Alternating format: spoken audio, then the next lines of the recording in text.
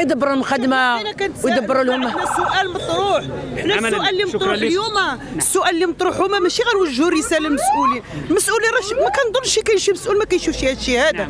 هو اصغر طفل، اصغر شخص دخل السبت البارح اللي في العمر ديالو 15 يوم، طرد اللحم غادا فوق الماء.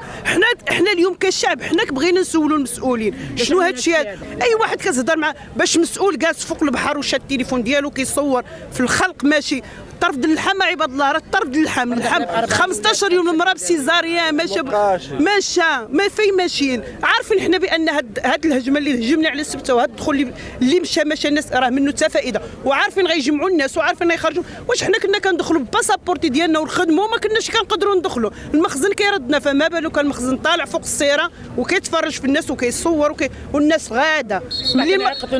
ملي السلطات كتقول لك مشي زيد راه الماء مشي للبحر، شنو المعنى ديال هذا؟